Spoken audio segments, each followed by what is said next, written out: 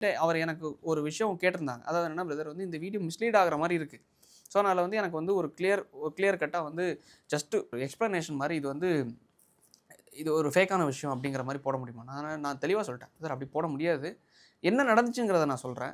அது வந்து உங்கள வந்து மிஸ்யூஸ் பண்ணியிருக்காங்கிறத நான் சொல்றேன் அப்படிங்கிற மாரி, அந்த ட்விட்டர்ல என்னோட போஸ்ட்டுக்கு கீழயும், யூடியூப்ல வந்து அந்த கீழ வந்து கமெண்ட் செக்ஷன்லயும் போட்டு நான் பின் பண்ணிட்டேன். அதாவது விஷயம் நடந்தது உண்ம.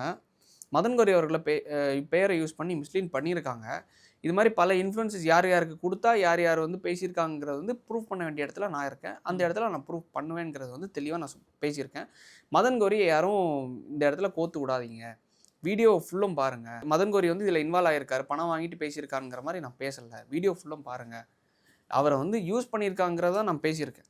ஸோ அதனால அந்த இடத்துல வந்து அந்த ஆடியோ ஃபேக்கான்னு கேட்டா, மதன் கௌரி அவர்கள் வந்து கமெண்ட் போட்டதோ, இல்ல அவர் வந்து பேசினதோ, அவர் என்டு நானும் அவர்கிட்ட தெளிவா சொல்லிட்டேனே.